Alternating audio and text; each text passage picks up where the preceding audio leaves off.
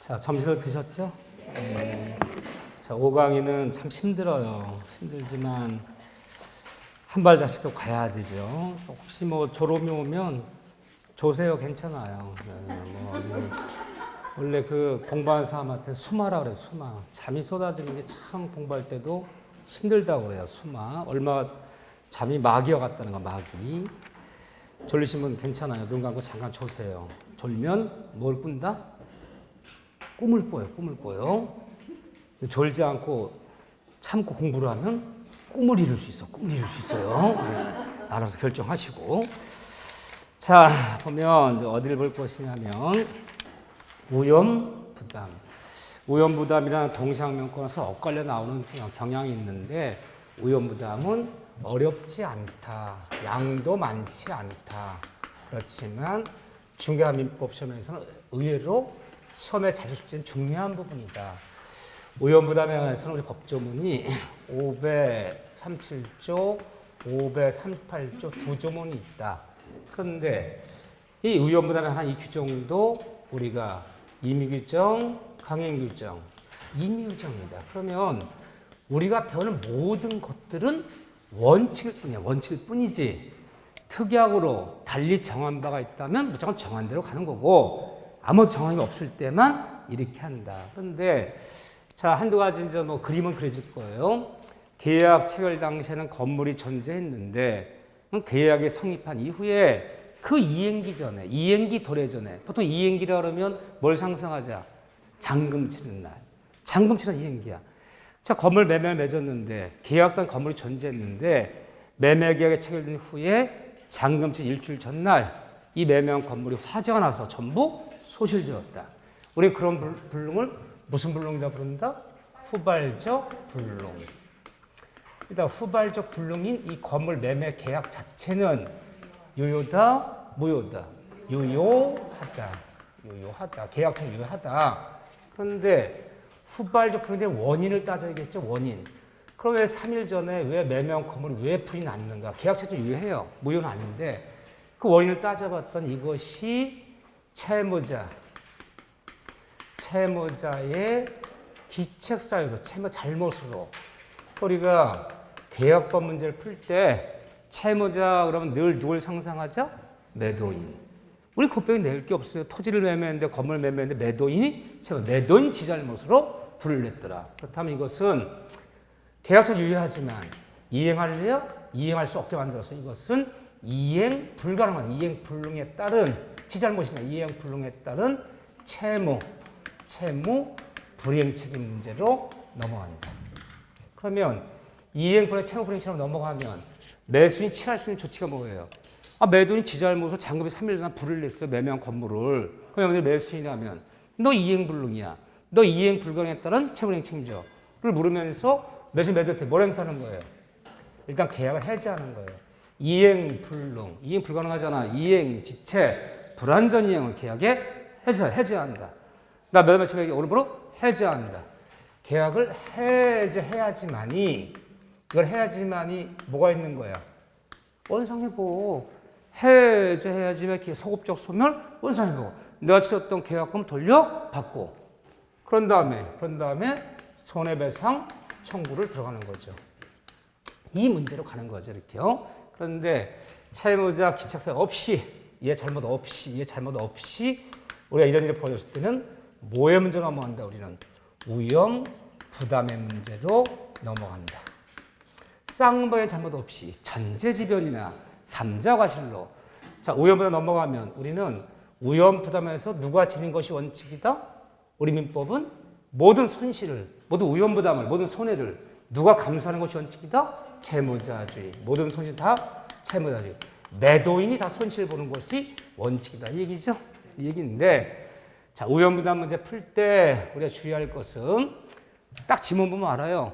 건물을 매매했는데 매매한 건물이 화재가 나서 천재지변동으로 삼자의 과실로 토지를 매매했는데 매매한 토지가 잔금 침입 전날 수용당했다. 이런 것은 수용당한 토지를 등기를 넘길 수는 없잖아요. 매도인 잘못도 아니요, 매수인 잘못도 아니야. 그럼 오염 부담 문제 넘어왔을 때 지문 중에서 계약을 해지한다는 말. 해제한다는 용어 쓰면 되겠어요? 안 되겠어요? 안 돼요. 해제는 얘 잘못으로 매도는 지 잘못으로 불을 내서 해제하는 거지 천재지변도로 이런 일이 생겨버리면 매수 매도에 해제한다는 용어가 없어요. 오염부담 해제한다는 말이 없다. 이때 매수 매도인에 쫓아가서 손해배상을 청구하여 이런 용어 존재한다? 존재치 않는다? 존재치 않아요. 여기서는. 매도인 잘못이 되지 뭐 손해배상 묻지. 자, 오염부담 문제 풀 때 해제란 말이 없다? 손해배상이란 말이 없다. 하지만 이 경우에도 오염부담 문제에서도 부당이득 반환의 문제는 벌어지고 부당한 청구는 가능하다. 이 문제는 벌어진다. 맞아요? 틀려요? 맞아요. 무슨 부당이 반환이야? 이미 치렀던 계약금은 어떻게 해야 돼? 돌려받아야지. 준 것은 돌려받아야죠. 부당 반환 문제 벌어져요. 다만 이 과정에서 채권자는 우리 채권자를 누굴 상상하자? 매수인은 채권자 매수인은 대상 청구권을 선택할 수도 있다. 또 매수인은 채권자는 대상 청구권을 인정된다. 이 용어는 맞는 지문, 틀린 지문, 맞는 지문. 요게 잘 나오죠, 요게요. 대상 청구권이라면 뭘 상상하자? 토지를 매매했는데 매매한터 잔금치 며칠 전날 수용당했다. 그렇다면 매수인이 쫓아가서 내 의무를 제공하면서 내 잔금을 치르면서 내 의무를 제공하면서 대상 청구권을 선택해야 돼. 나 잔금을 치르면서 수용 보상금 청구권을 나에게 넘겨달라고 얘기하면 매도인은 거절한다? 거절할 수 없다. 거절할 수 없다. 이걸 선택할 수도 있다. 이런 문제죠. 근데 또 오염부담 문제를 보통 어디 표현하냐면요. 오염부담 문제 벌어지면 일방의 채무가 천재지변동으로 요인 벌어지면 일방의 채무가 우리 일방은 항상 매도인 상상하자고요. 매도인 일방의 채무가 그럼 매도인은 목적물 매면 토지가 천재지변으로 불이 나거나 옆집에서 불이 옮겨 붙었다면 매도인은 매수인에게 목적물 인도 의무가 있는 거예요, 없는 거예요? 소멸되는 거예요. 없는 걸 어떻게 넘기라는 거예요? 그 소멸하면 타방이 누구야? 타방 매수인이요. 타방의 채무도 어떻게 되는 거야? 타방인 매수인이 대금 지급 의무도 어떻게 되는 거예요? 함께 소멸되는 것이다. 그렇죠? 따라서 매도인도 목적 인도에 소멸하지만 매수는 대금에 소멸하기 때문에 잔금 치를 필요 있다 없다. 만약 이 경우에 매도인은 목적을 인도하지 않고도 대금 지급을 요구할 수 있다라 맞는 점 틀린 점은 틀린 점은 잔금은 못 받고 받은 돈은 계약금은 돌려주고 불나서 없어진 모든 손실은 다 누가 져라? 매도인이 지는 것이 원칙이다. 기억나시나요? 네, 이런 문제들 어렵지 않잖아요. 더 이상 볼 필요 없어요. 물론 채권자주의로 전환되는 경우가 있어요. 그럼 다음 같은 경우는 채권자주의로 전환돼서 여러분들은 참 좋으시겠어. 왜 좋아요? 가만히 앉아 계시면 다 공부시켜주잖아요. 얼마나 좋아? 근데 그 앉아있는 것도 싫어갖고 그냥 몸을 비비고요. 네. 나는 힘들잖아. 나 혼자 떠들잖아요. 나 부러워 죽겠어, 여러분들이. 나도 거기 앉아서 듣고 싶어. 어떤 때는 부러워요, 공부한다는 게. 사실은 이 공부한다는 게 이게 굉장히 이게 귀한 시간이야. 자, 이 나이에 대해서 내가 여러 가지 학문을 배우고 새로운 지식을 배운다는 걸 생각해보면 이게 시험이라는 걸 생각해보면 짜증나지만 긍정적으로 생각하면 야, 새로운 지식을 내가 이 나이에 대해서 이렇게 막 배운다는 게 얼마나 이게 좋은 일이에요, 이게요. 긍정적으로 생각하세요. 시험만 붙으면. 그래요. 근데 떨어지면 이제 어떻게 짜증이 나는 거야. 채권 전환된다. 채권 전환된다는 얘기는 모든 손실을 누가 보라는 거예요? 매수인이 보라는 거죠. 어떤 때? 특약이 있을 때. 당연한 얘기죠? 특약이 있을 때. 계약 맺으면서 명도시까지 매매 목적을 인도시까지 모두 위험부담은 채권자가 지기로 한다. 특약이 있었다면 화재 나서라도 잔금 치러야 된다. 두 번째는요. 채권자 지체 중에 이런 일이 벌어지면 천재지변이 벌어지면 채권 지체 중이 뭡니까? 매수인이 잔금 친 날에 잔금 지급이 연체되는 와중에 원래 잔금은 4월 10일 날 치르기로 했는데 매수인체 사전에 잔금 못 말을 못했어요. 그럼 와중에 잔금지기 지연되는 와중에 4월 12일 날 벼락 맞아서 불났어요. 모든 편지 누가 봐야 돼요? 채권자 매수인이. 원래대로라면 4월 10일부로 오염이 넘어갔을 거 아니에요. 근데 지 잘못으로 잔금지기 연체되는 와중에 이런 게 벌어지면 모든 손실이 채권자로 전환됐기 때문에 매수인은 목적 명도 받지 못하더라도 잔금 치러야 된다. 그 얘기죠?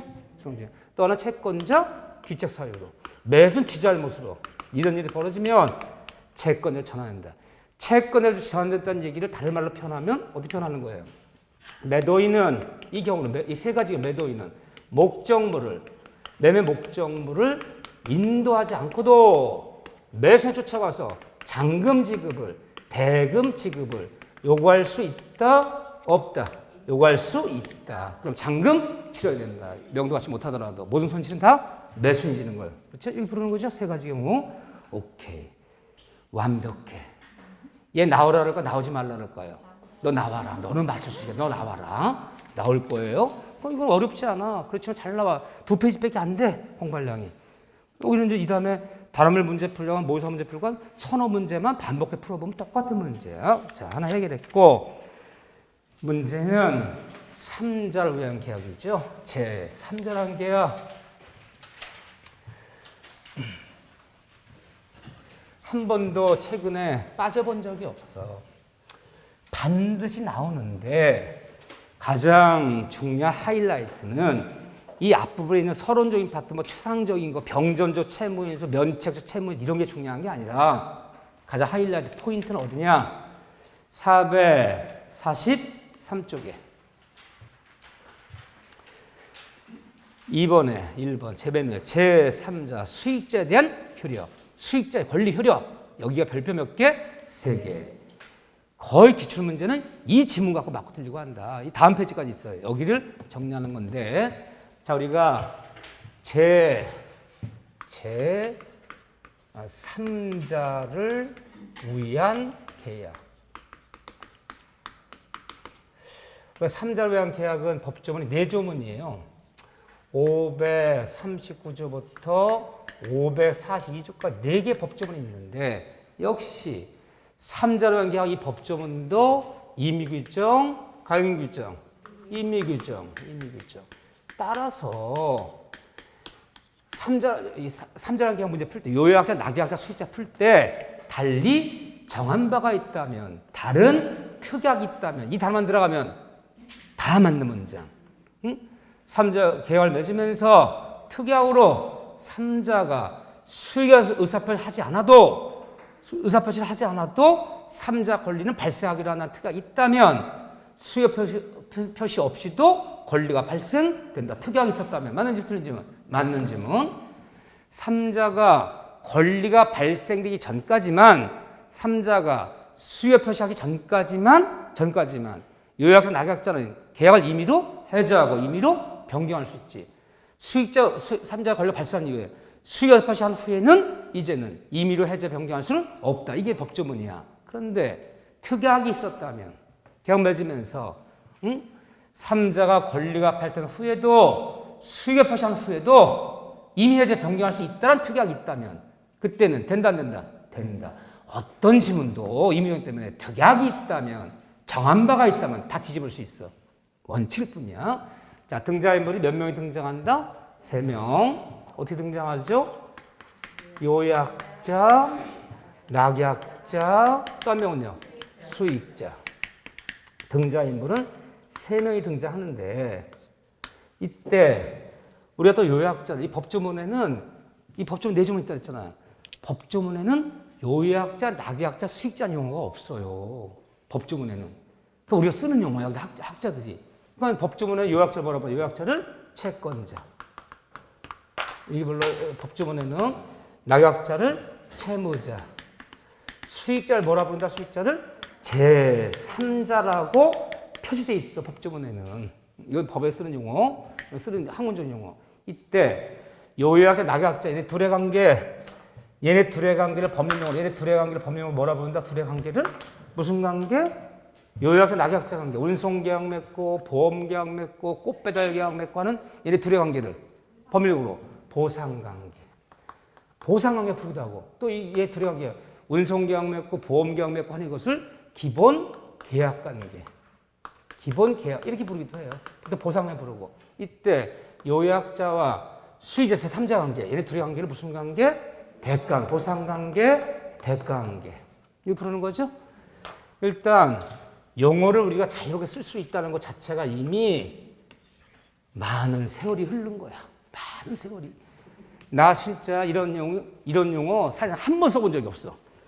이거 여기 와서 처음 써봤어요. 근데 이제 익숙하잖아요. 용어만 익숙하면 끝난 거야, 이제는요.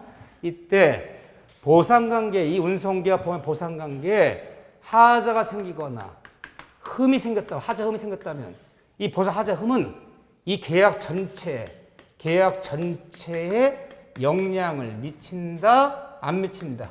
영향을 미친다. 이 운송계약 맺을 때 비진이, 통정, 가장운송계약, 사기강박당 운송계약, 착오로 맺은 운송계약, 무효치사로 존재하면 이 무효치사로 존재하면 계약 전체가 무효치되는 거예요.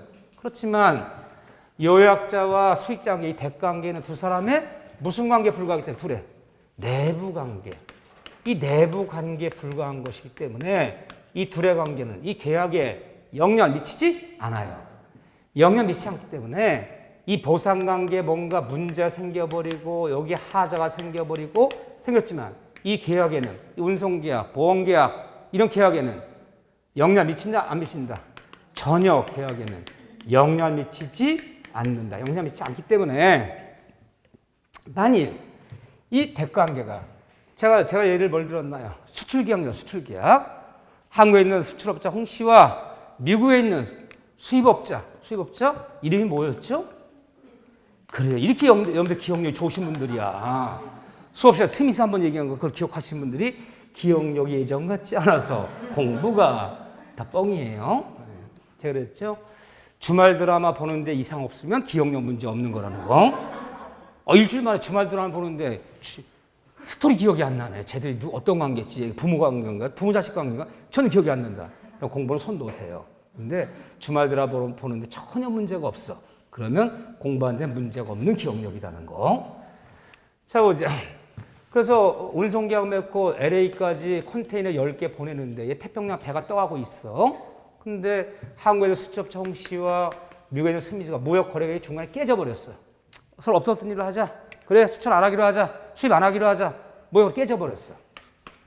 여기 문제 생긴 거야. 깨져버리면 이 대강의 문제를 가지고 요약서 나가서 쫓아가서 저기요. 운송회사 씨,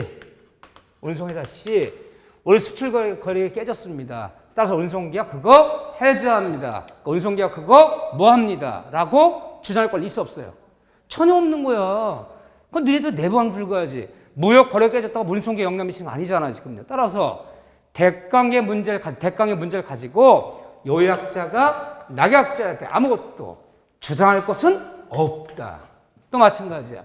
이 문제 생겼다고 해서 낙약자가 이 문제가 수익자한테 뭔가 주장할 것은 있다 없다? 없다. 전혀 영향 미치지 않는다. 이 문제는. 이 문제. 그 다음에 이제 바로 들어가야죠. 교재 보세요. 이때 수익자. 다른 말로 제3자. 보험금을 지급받는 처자식. 운송 넘겨받는 미국에 있는 스미스. 꽃배달 계약 맺으면 꽃을 배달받는 그 잔치집. 그래서 수익자, 제3자의 지위. 얘는 법에서 어떤 지위를 갖고 있는가? 첫째, 하나씩 볼게요.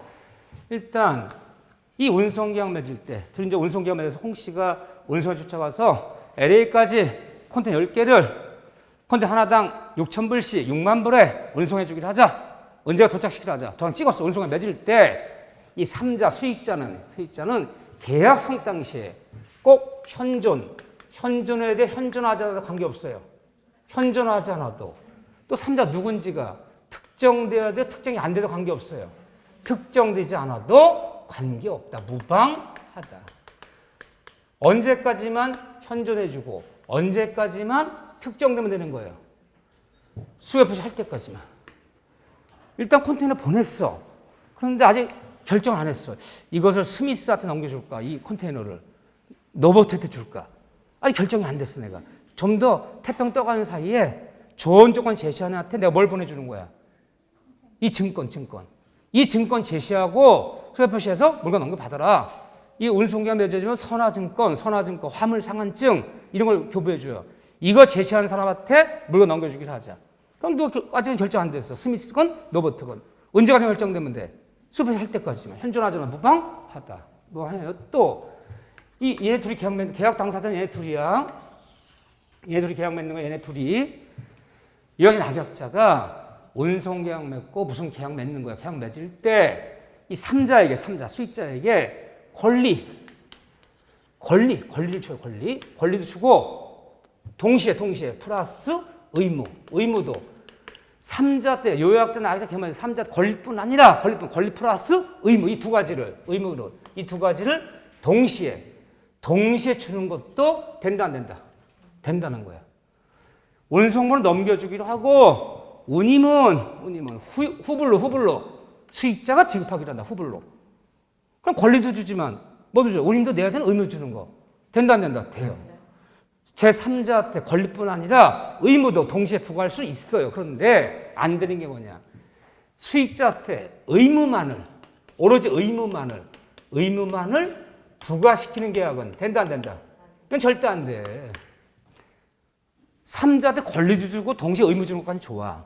근데 오로지 3자한테 의무만을 부과시키는 계약은 절대 허용할 수 없다. 이거는 허용하지 않아요. 이렇게요. 또 3자의 권리는 수익의 의사표시 하였을 때 이때 비로소 계약이 성립했다고 해서 당연히 권리가 발생하는 것이야. 계약이 성립한 날은 3월 10일. 수요 의사표시한 날은 4월 10일. 이 운송계약이 성립했어. 3월 10일. 성립했다고 해서 3자 권리가 자동으로 발생되는 것이 아니라 3자 나타나서 뭐 했을 때? 수요 표시했을 때.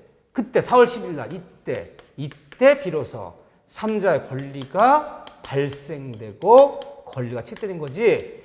계약이 성립했다고 해서 당연히 3자 권리가 발생되는 게 아니다. 그러면요. 증권을 제시하면서 운송을 넘겨달라라고 얘기했을 때 보험회사 쫓아가서 보험금을 지급해달라라고 얘기했을 때 그때 비로소 권리가 발생하는 거지. 보험계약이 성립했다고 해서 운송계약이 성립했다고 해서 3자 권리가 자동으로 발생하는 것은 아니다. 그러니까 수요 의사 표시가 얘가 얘한테 나타나서 넘겨달라요. 보통 이제 증권을 제시하는 거예요.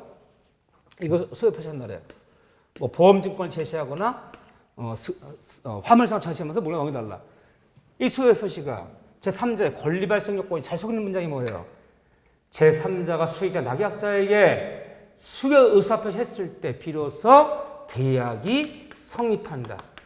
수요 표시 계약 성립 요건이에요? 권리 발생 요건이에요? 권리 발생 요건인데 성립 요건인 얘기가 아니잖아요. 조심해야죠.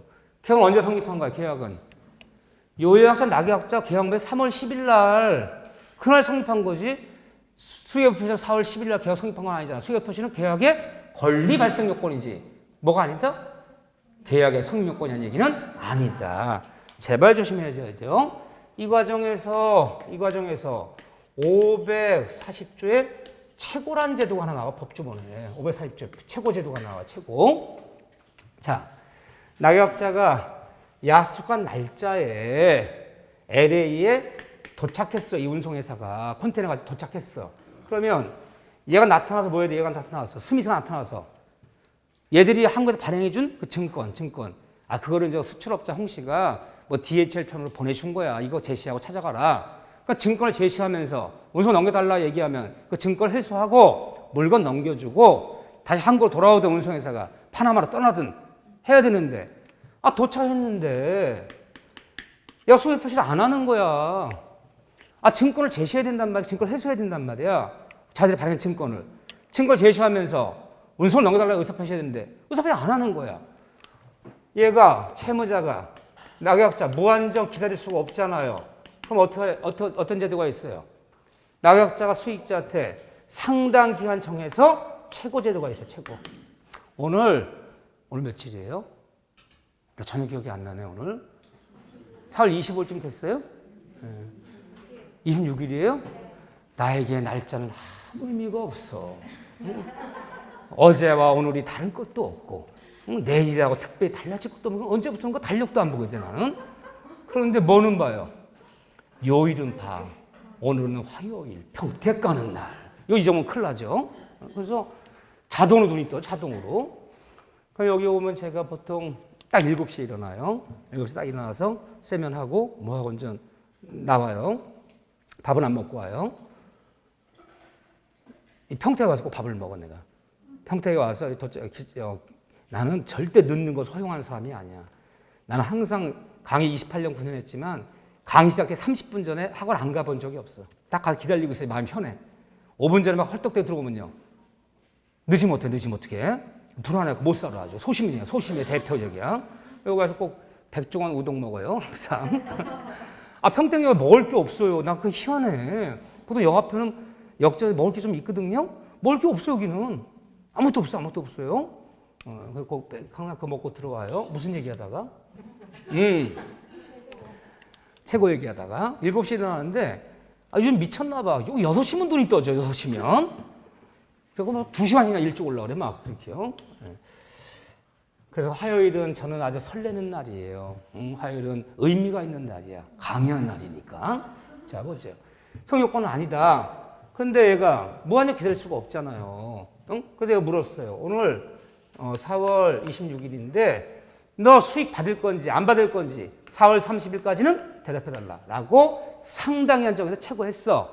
너 받을 거니 안 받을 거니 최고했는데 최고받은 수익자가 이 기간 내 상당 기간 내 무답 아무런 대답이 없어. 같다고 대답이 없다면 뭐한 거로 본다? 수익을 뭐한 거로 본다? 거절한 거로 본다. 거절한 거 보기 때문에 이제는 수익 포시할 권리가 없어. 이제는 얘 파나마로 떠나든 한국 돌아오든 채무불이행 책임은 면하는 거야. 낙약자가 채무자가 무한정 기다릴 수가 없을 때 상당 정해서 수익자한테 물어봤는데 대답이 없다면 수익은 거절한 걸로 본다. 거절을 보기 때문에 이제는 얘는 권리를 잃어버리는 거야. 그렇죠? 권리 박탈. 최고제도. 독특한 제도가 있죠? 네, 무답이라면 대답이 없다면 수익자는 수익을 거절한 것으로 본다. 보기 때문에 이제 권리를 상실시켜 버리는 거예요. 이 제도가 있다. 다섯 번째, 또 하나는 이 수익의 의사표시 전까지는 처음 수익자 낙약자 때 수익을 발생하기 전까지는 요약자와 낙약자 이 두 사람은 이 계약, 이 운송계약을 계약을 임의로 변경하거나 또는 임의로 계약을 해제하거나 이게 전까지는 된다. 하지만 뒤집으면요. 얘가 수익의 의사표시 한 후에는 나타나서 의사표시 했어.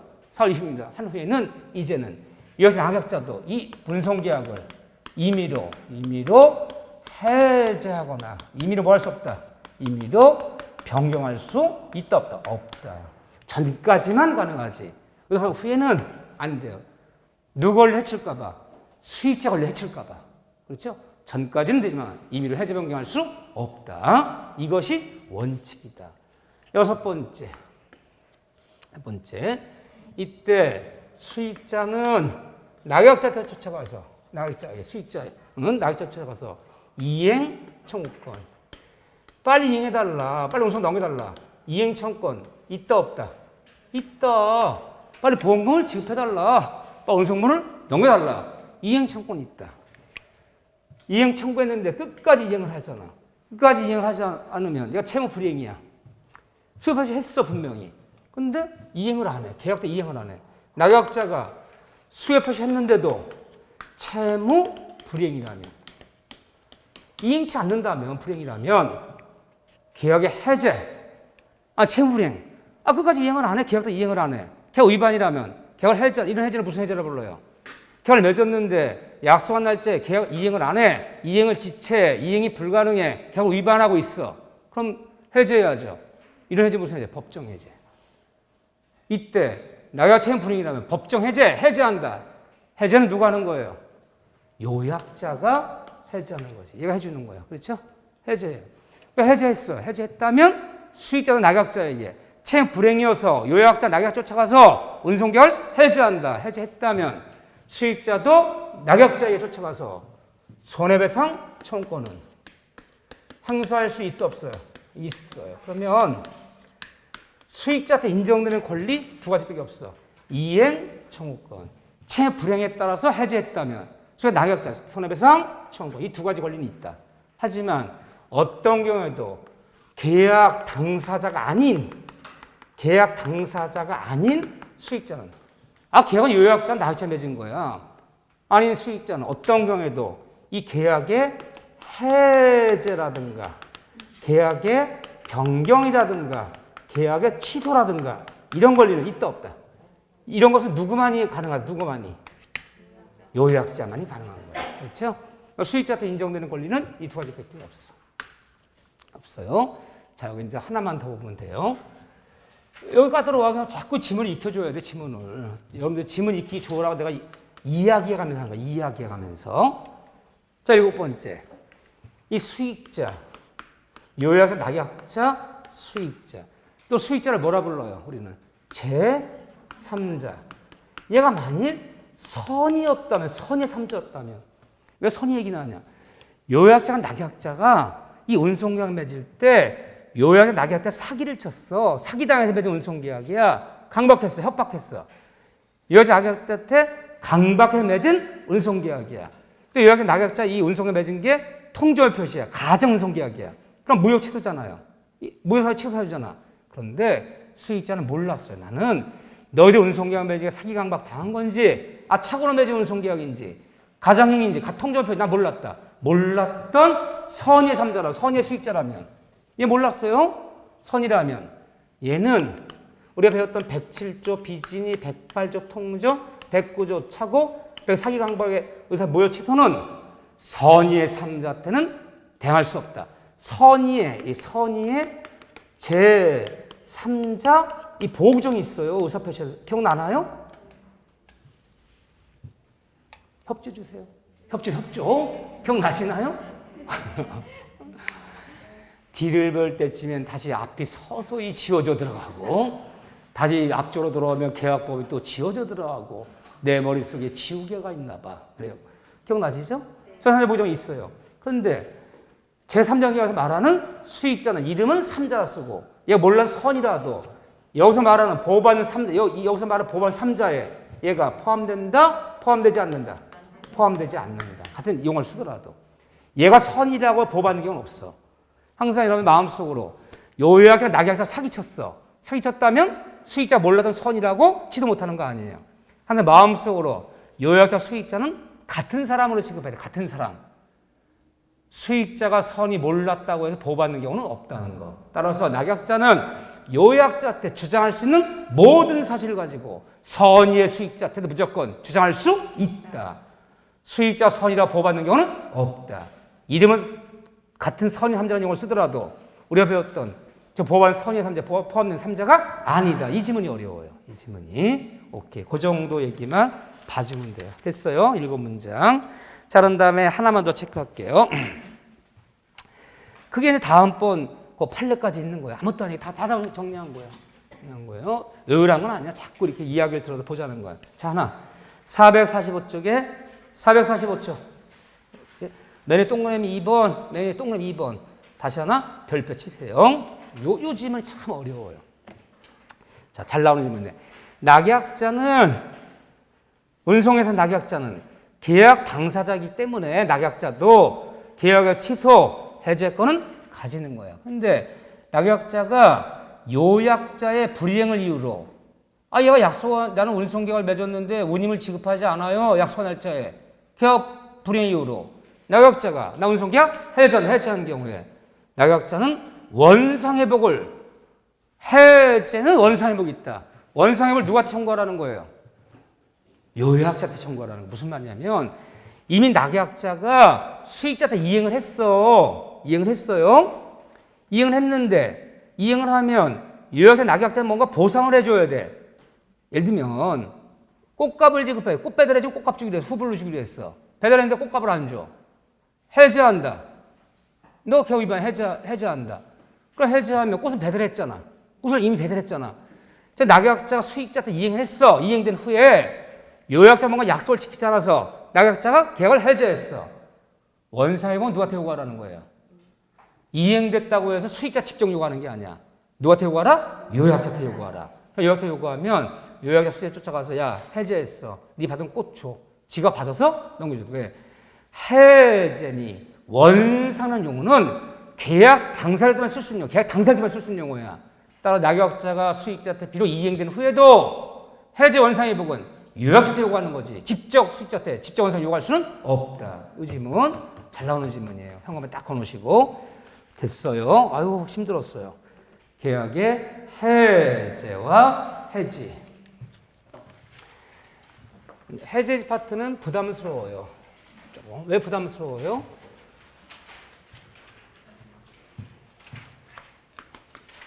계약의 해제. 물론 시험 문제는 해제가 나와. 그러면 제가 선생하면서 중앙민법 선생 28년째 하고 있어요. 선생하면서 해제 문제가 2번 나온 적이 한 번도 없어. 해제는 한 문제 나와요. 항상 한 문제인데 범위가 넓어. 한 문제 치고는. 왜? 법조문이 해제지는 543조부터 553조까지 11개 법조문이에요. 11개. 아까 동시한명권 530조 한 조문이야. 오연부담 2조문이야. 3자연계약 4조문이야. 근데도 양이 많은데 11개 조문을 다 보려면요. 양이 엄청난 거지. 그 해제 파트는 교과서 조금만 자세히 쓰면 20몇 페이지만 30페이지씩 들어가 이게. 근데 문제 몇 문제? 한 문제. 이렇게 허무할 때가 볼 건 엄청 많아요. 응? 해제, 구별개념, 합의해제, 해제 조건, 취소, 다 구별개념, 응? 약정해제, 법정해제, 법정해제 5가지, 응? 최고 관련되는 거, 또는 뭐 거기 보면 해제제 불가분성, 해제 효과, 굉장히 법조문도 많고 양은 많아요. 근데 한 문제 나오는데 어디가 나오느냐? 어디가 잘 나올 것 같아요? 시험이 이 부분에서 어렵지 않게 무난하게 내면 다음 같은 경우는 최고 없이 즉시로 우리 중개사민법은 학문이 아니에요. 즉시로 해제권이 인정돼. 최고할 필요 없다. 최고 즉시 해제할 수 있는 경우. 요게 중요해요. 요게. 좀 어렵게 나오면 해제 효과. 여기 어려워요. 둘 중에 하나야. 정리할 거예요. 바로 들어가서 어디를 볼 거냐. 여러분들 일단은 다 한 번씩 봤어요. 기본과대 샅샅이 봤어요. 일단은 451조 펴보세요. 451조 피시면 옆에 백지에 뭔가 필기가 돼 있나요? 안 돼 있나요? 돼 있어요. 뭐가 돼 있어요? 최고. 원래는 해제하려면 일단 최고 후. 빨리 행해달라. 최고 후. 상당 기간이 지난 다음에 비로소 해제한다. 해제해야 되는데 다음 같은 경우는 최고 없이 즉시로 해제할 수 있다. 이거 외우셔야 돼. 이게 굉장히 자주 나와요. 최근에요. 자, 몇 가지가 있었나요? 자, 이행 지체 시. 이행 지체에 따른 해제. 이런 해제를 법정해제라 불러요. 약속한 날짜에 중금을 안 치러요. 약속 잔금을 안 치러요. 이행을 지체하면 어떻게 해제해야 돼? 일단 최고 후. 상당 여제 최고한 후 그 상당에 지나도록 끝까지 중금을 지급하지 않을 때 비로소 해제가 발생하는 거지. 이행 지체도 즉시로 해제할 수 있는 게 아니다. 일단 최고한 다음에 해제를 해야 되는데 다음 같은 경우는 이행 지체 시 뭐 없이 최고 없이 즉시로 해제할 경우가 몇 가지가 있다?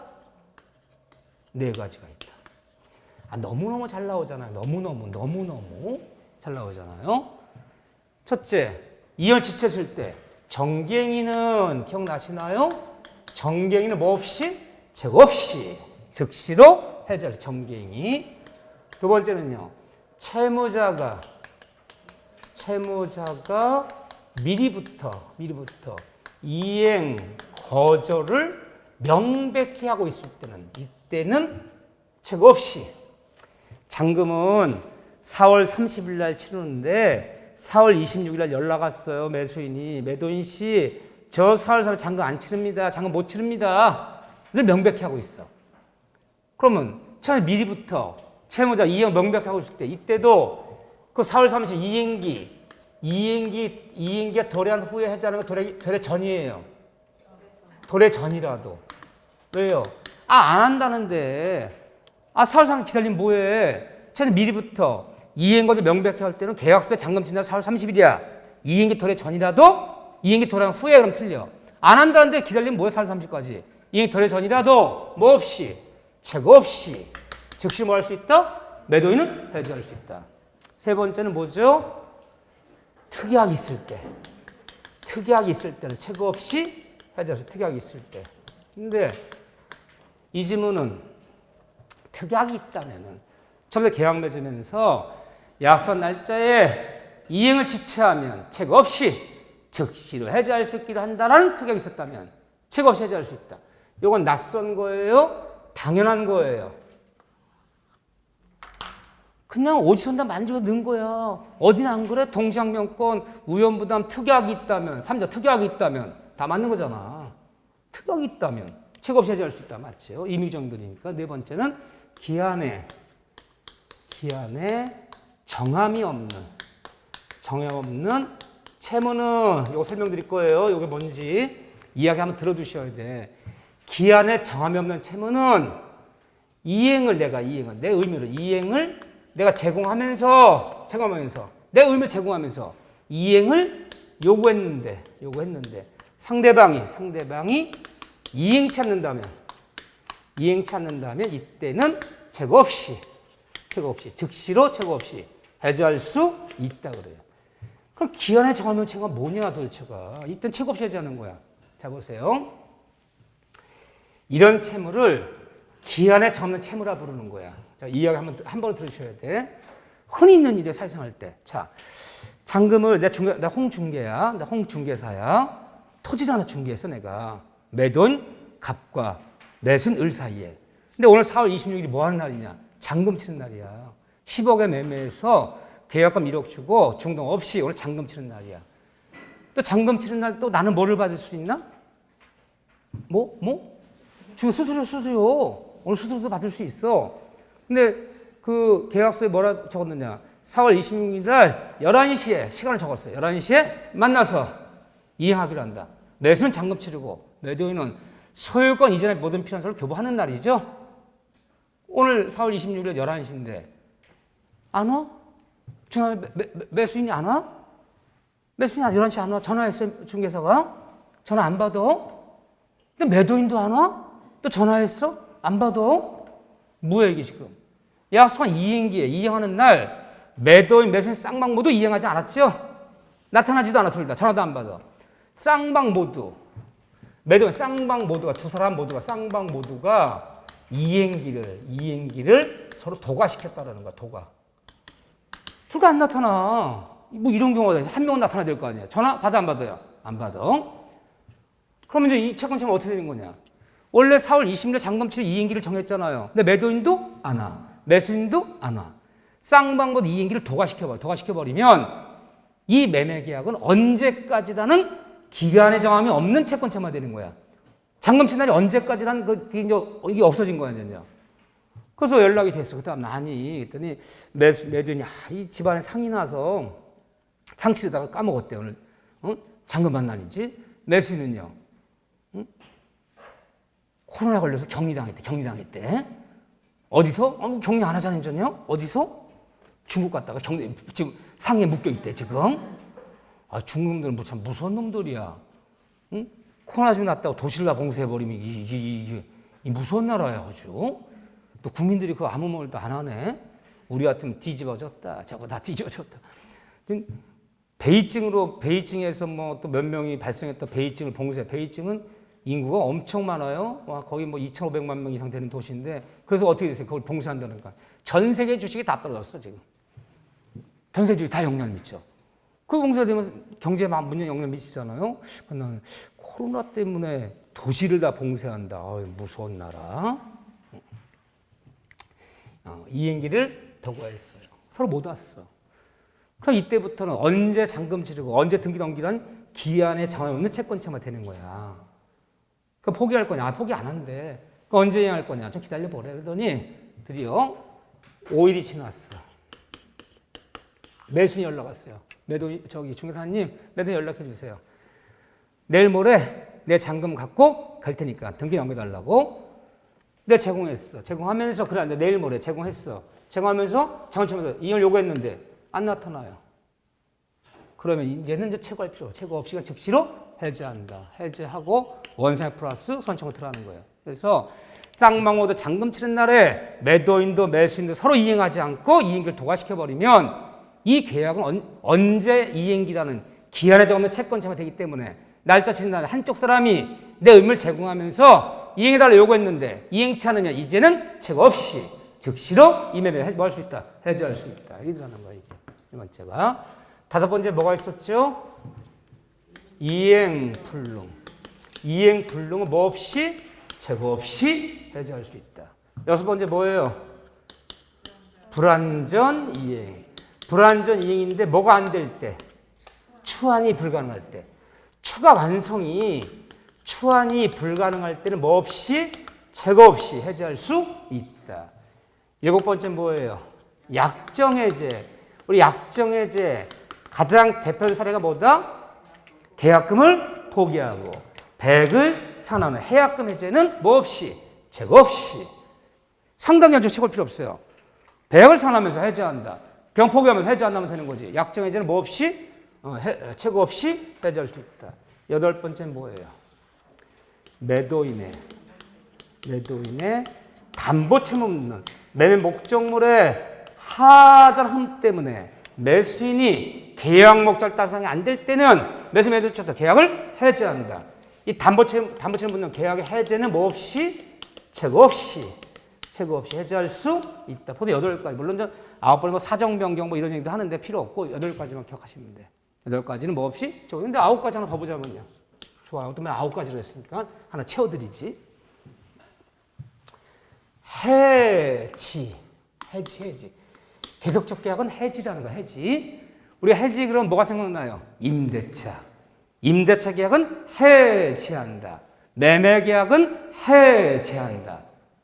근데 해지야. 근데 해지 사유 중에는 뭐가 있나? 임대차 계속적 계약, 임대차 계약 해지 사유.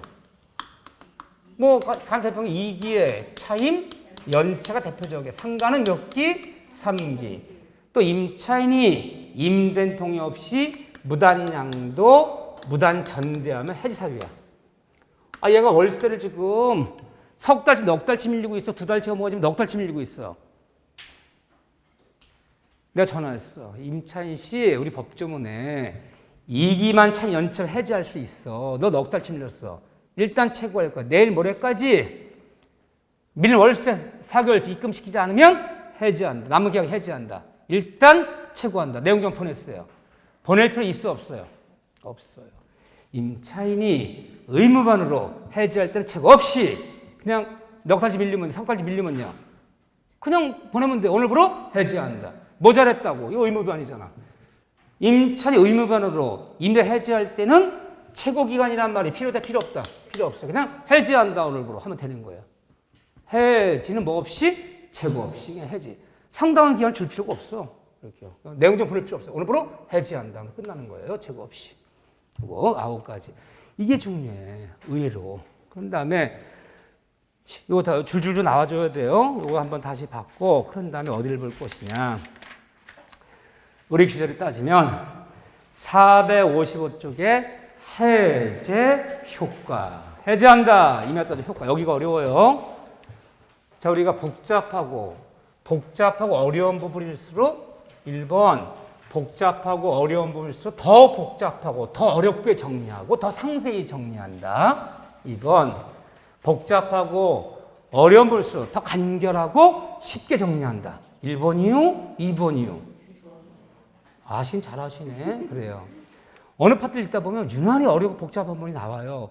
그런데 저 상세하게 또 세세하게 정리하려면 죽도 밥도 한데 무슨 막 실타래 꼬여갖고요. 어렵고 복잡한 부분은 간결하고 간단하게 정리. 어차피 어렵게 나면 틀리거든. 너무 어렵게 나면. 굉장히 쉬운 부분이야. 간단한 부분인데 선생님이 너무너무 잘 나오는데 너무너무 간단하고 쉬운 부분이 잘 나오는 부분이라면 거기는 좀 더 복잡하게. 좀 더 들어가야 돼. 좀 더 들어가야 돼. 다침이 나오려면. 그래서 복잡하고 내용이 많은 부분은 간결하게. 너무 내용이 간단한 부분 좀 더 세밀하게. 요 두 원칙을 지키면 돼요. 객관식에서는. 해제 효과 보세요. 해제 효과 좀 어려운데 드디어 부동산 매매 계약을 맺었어. 매매를 맺었는데 상대방이 약속한 날 이행을 지체. 상대방 지자 잘못 이행을 불가능 만들었어. 상대방이 불완전 이행을 하고 있어. 응? 최근에 수정지체 이런 일이 벌어지면 계약을 뭐 할 수 있다? 해제할 수. 해제한다. 이미 떨어졌어. 해제의 효과. 자, 복잡하게 안 할게요. 처음에 첫 문제 객관에 맞출 수 있게만 할게요. 해제한 다음에 떨어지면 키워드 중요한 단어가 네 단어가 나와야 돼. 해제 이 말만 떨어지면 해제는 첫째 뭐가 있다? 소고표가 있다. 해제한 다음에 떨어지면 4월 1일 맺은 계약 4월 26일 날 해제한다. 이 말 떨어지면 그 계약은 어떻게 없어진다? 계약 맺은 4월 1일로 돌아가서 소급적으로 소멸한다. 소급했다. 따라서 해제하면 계약은 소급적으로 인정 소멸이 돼. 소멸이 되기 때문에 4월 20일 해제한 다음에 떨어졌어. 그럼 이제 4월 1일로 돌아가서 더 없었던 계약이 돼요. 소급적으로 소멸하기 때문에 해제된 이후에 미이행, 이행하지 않은 미이행 채무는 더 이상 이행할 필요가 있는 거예요? 없는 거예요? 없어요, 완전. 내가 중동 못 치렀어. 중동 못 치렀더니 일단 최고장 날라와서 홍남시 빨리 중동 치러달라. 돈이 없는데 어떻게 치러? 2박 3일, 3박 4일 못 치르니까 매도인이 해제한 다음에 떨어졌어. 해제했다면 지급하지 못한 중도금은 더 이상 지급할 필요 있어 없어요? 없어. 근데 만약 이때 기이행채무, 이미 이행된 것이 있어. 기이행채무는 이게 중도금이요. 1차 중도금, 2차 중도금, 3차 중도금 이렇게 들어가는 거였어. 근데 내가 1차, 2차까지 벌는데 3차를 못 벌었어. 내가 망해갖고 몇 번 채고 했는데 못 보니까 아파트 분양회사에서 해제한다. 분양계약 해제한다. 이말 따지면 이미 이행된 것은 기이행 채무는 이미 이행된 게 있잖아. 1차 중도금, 2차 중도금. 기이행 채무는 이제 어떻게 되는 거죠? 이전 원상회복. 이미 이행된 것은 원상회복.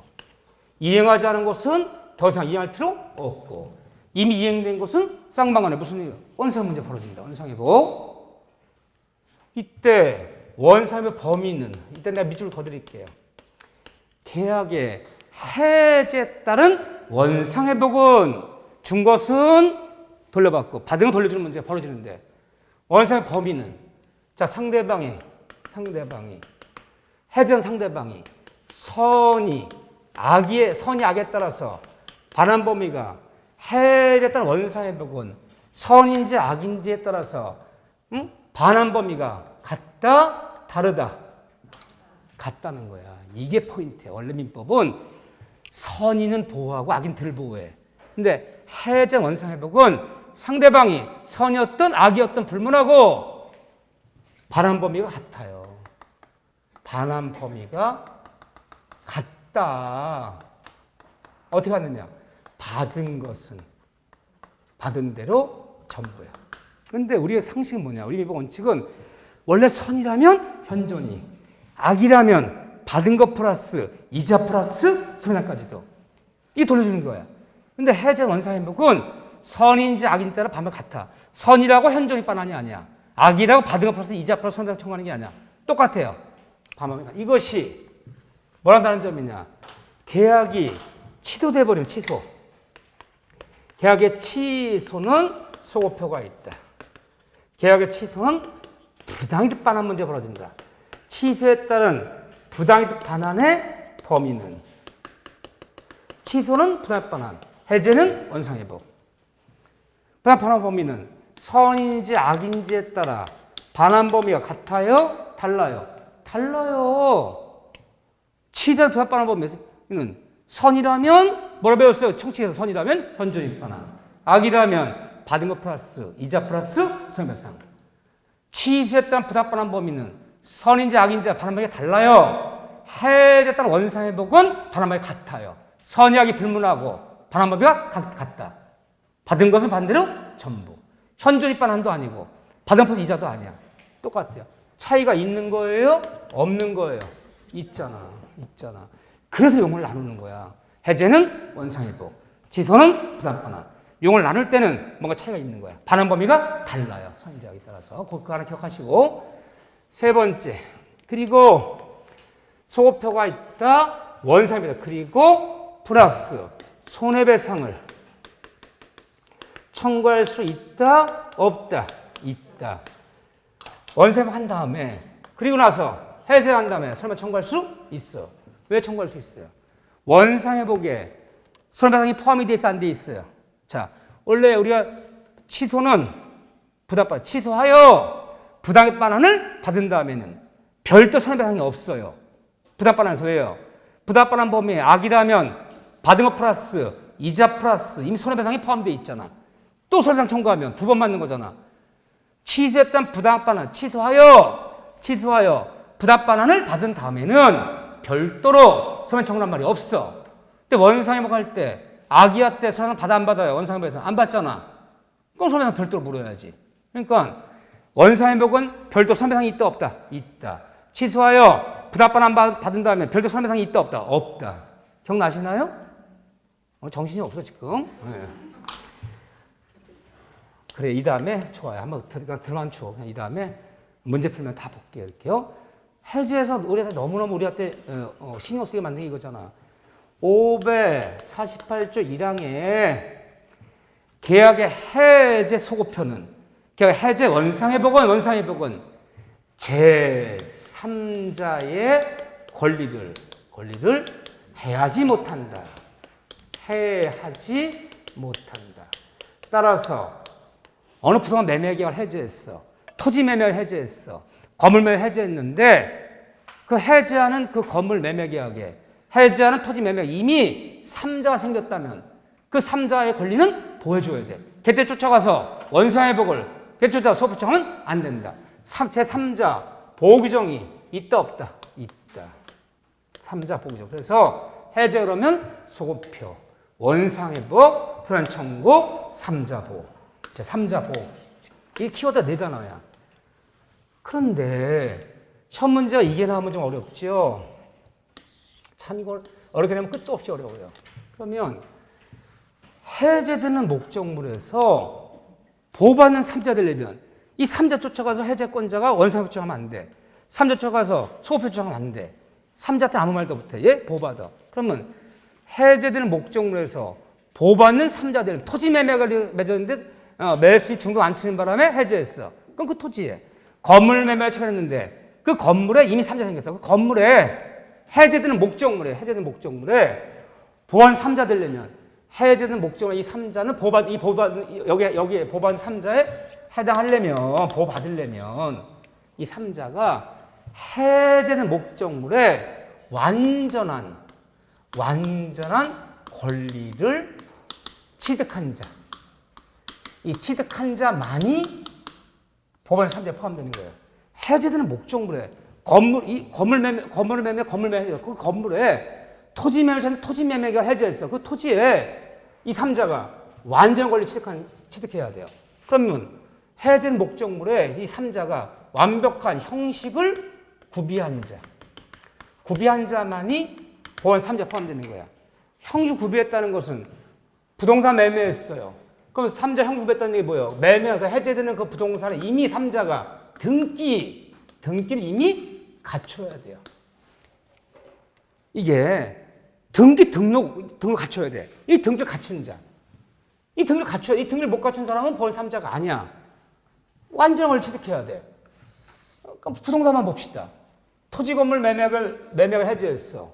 건물 매매 해제했어. 매도인이. 근데 그 건물에 토지에 이미 등기를 갖춘 사람. 보호되려면요. 그러면 해제된 목적물에 3자 나타나는 3자가 이 등기를 못 갖췄어. 등기를 못 갖추고요. 하나의 해제된 목적물의 하나의 이 계약상의 권리를 취득한 자. 등기 못 갖췄다는 얘기야. 해제된 목적물 하나의 계약상의 권리를 취득한 사람. 또는 이런 식 질문 나와요. 해제되는 그 목적물의 토지 건물에 하나의 채권상의 권리를 취득한 사람. 그러니까 이 단어가 계약상의 권리를, 채권상의 권리를 이 단어 나오면 등기 갖췄다, 등기 못 갖췄다. 오셔서요. 이런 애들은 보호받는 보호받는 3자에 포함될 여지가 없는 거야. 얘들은 보호 안 해줘요. 반드시 뭘 갖춰야 돼? 등기 등록을 갖춰야 되니까. 갖췄어요. 갖췄다면 언제 갖췄느냐 이걸. 언제 갖췄느냐. 3자가 이 토지에 이 건물에 언제 등기를 갖췄느냐. 해제 의사표시 전에. 해제하면 떨어지기 전에. 해제한다 말한 것은 4월 26일이야. 4월 26일 이전에 해제한다 말이 떨어지기 전에 의사표시 전에 이미 이걸 등을 갖춘 사람이라면 이 3자는 선의의 3자건 악의 3자건 선의를 불문하고 모두 보호받아요. 악의 3자도 보호받아. 얘 쫓아가서 원상 쫓아가면 안 돼요. 그런데 언제 등 갖췄는 3자가 해제된 토지 건물에 해제 의사표시 후에 해제한다. 이 말은 4월 26일 했어. 했지만 매수 앞으로는 등기를 말소를 아직 안 시켰어. 우리가 해제, 취소, 무효 해제는 당연 복귀설이잖아요. 이미 매수 앞으로 등기가 난 상태에서 매도인이 해제한 다음에 떨어지면 매수 앞으로 등기를 말소하지 않아도 해제된 순간 자동으로 소유권 돌아오잖아요. 당연 복귀설 돌아오는데 등기에 말소가 안 돼 있잖아. 말소가 안 돼서 남들은 알 수가 없잖아. 해제는 시켰지만 매수 앞으로 등기를 정리하기 전에 4월 27일 날 등기가 넘어갔어. 3자 등기가 넘어갔어요. 그러니 이 3자는 해제 후에 등기를 갖췄다면 이 3자는 몰랐던 선의의 제3자만 보호받지. 해제 의사표 후에는 알았던 악의의 제3자를 보호하는 것은 아니다. 이들하는 거죠. 그러면 판례는 어려워. 누구나 다 어려운 부분이야. 여러분 지금 졸려서 잘 안 들어오는 것도 아니고 머리 아파 안 들어오는 것도 워낙 어려워요. 여기가. 차원의 문제 풀어봤는데 우리 판례는 어느 부동산 매매한 다음에 그 부동산 매매하게 해제되는 순간 해제된 부동산의 3자가 보호받는데 그 3자는 해제 의사표 전에 등기 갖췄느냐 해제 후에 갖췄느냐에 따라서 해제하는 떨어진 이후에 등기를 갖췄느냐에 따라서 보호받는 3자 범위가 같다 다르다. 이거 자세히 하려면 끝도 없어요. 이거 어렵게 하려면 또 굉장히 어렵고 여기가. 일단 이렇게만 정리해 주는데 일단 교재를 봐보세요. 교재 먼저 볼게요. 일단 456조에 보면 이제 3자 보호, 2번에 있어. 2번 3자 보호. 그거 보면 456조에 맨 밑에 봐보세요. 그 파란 글씨, 하늘색 글씨. 해제되는 목적물에 보호받은 3자들 내면 완전한 권리가 아닌 완전 권리가 아닌 하나의 채권상의 이해관계인들은 보호받는 3자에서 제외된다. 등기를 갖춰야 돼. 등기를. 채권상의 권리들 계약성을 가진 사람은 보호받는 3자에 포함될 수가 없다. 이거 하나. 그런 다음에 좀 더 구체적으로 들어가 보는 거야. 그럼 여기 교재 459쪽 봐보세요. 이렇게 물어요. 계약 해제됐을 때 보호받는 3자에 해당하는 사람 고르시오. 보호받는 3자에 해당되지 않는 사람 고르시오. 저거 이제 구체적 경우인데 거기 보세요. 459쪽에 계약 해제 시 보호되는 제3자 얘들 보호받아요. 얘들 쫓아가서 해제권자가 원상을 주장하거나 소급 조정 안 돼요. 그거 보면 잘 봐보세요. 보호되는 3자 그 1번에 보면요. 계약 대상 목적 자체를 이 목적 자체란 말을 부동산이라는 말로 표현해 주세요. 압류가 하면 동산도 압류가 압류할 수 있는 거야. 동산 압류가 압류할 수 있는 거잖아요. 응? 부동산만 압류가 압류하는 거 아니잖아. 부동산을 해제되는 그 부동산을 이미 가압류한 매수인의 채권자 또는 해제되는 그 부동산 가압류를 갖춘 사람. 부동산 압류가 압류 어떻게 합니까? 압류가 압류. 등기 나야지 압류가 압류지. 가압류 등기, 압류 등기. 등기 났잖아요. 그러면 해제된 부동산 이미 채권자 가압류 등기 했어. 그렇다면 걔들아 쫓아가서 압류 풀어라. 그 말 못하는 거야. 보호받는 3자에 해당돼요. 그 다음에 거기 보면 이번에 계약 해제로 소유권을 상실된 자로부터 임대차익을 차결하고 대항요건을 갖춘 임차. 대항요건 갖췄대 이미. 이 사람이 참 얘기하기 좀 어려운데 잘 봐보세요. 하나만 예를 들어볼게. 형식 갖춰야 돼. 형식. 그러면 여기 보면 등기 대항력 임차인 같으면 대항력을 구비한 임차인. 얘 보호받아야 돼. 자 무슨 말인가 보세요. 이런 식으로 계약을 맺었어요. 자, 아파트인데 신축한 아파트야. 미분양 아파트라 칩시다. 또는 보존, 내가 사람이 살고 있진 않아. 내가 아파트 분양받아 바로 전매하려고 그래. 그런데 이 사람이 이렇게 하지. 내 잔금이 모자르니까 임차를 드리겠다 여기다가. 좋다. 9억에 계약 쓰자. 근데 보통 여기 이 정도면 전세 보증금이 5억쯤 돼요. 4억 내가 지급하고 5억은 전세 들여서 그 전세 받아서 너 주겠다. 그래서 소가 넘겨달라. 이해되시죠? 근데 전세를 올려면요. 일단 누구 앞으로? 매수인 앞으로 등기를 내달라는 거야. 그래야지 계약서상 계약 쓸 때 어디 등기부등본 확인하면 내 이름으로 돼 있으니까 계약 쓰잖아.